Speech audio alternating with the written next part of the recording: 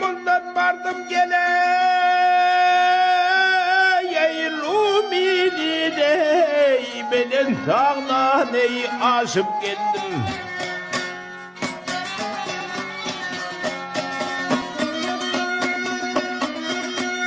Beyratı sürüp ben sana kanat bağla ve uçup geldim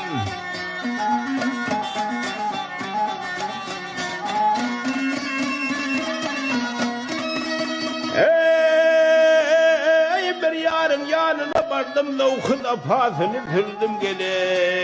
yar ey Harman der eyvah ey kıyını gördüm ey maldan maçtan ey geçip geldim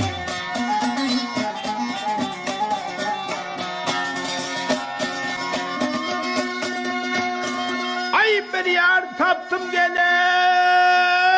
ey Rumilinden Uçmuşum yiğin şebilinden Kâse verdi yâreyi ak oğlundan Dolu şerabeyi içip geldim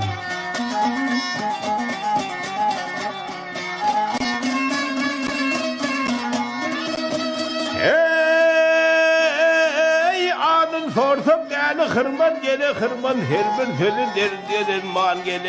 yar ey Keroğlu'da aygıyla yoktur armağan ey cennet yolu ile açıp geldim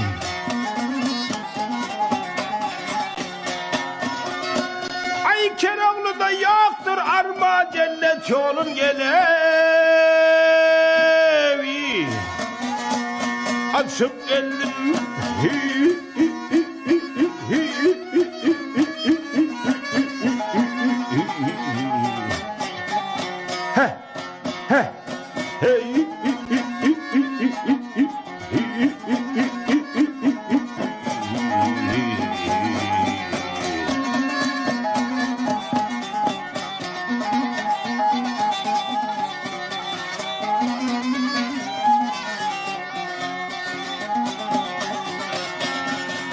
Ay cennet yolun aşıp geldim gene geldim yar geldim gene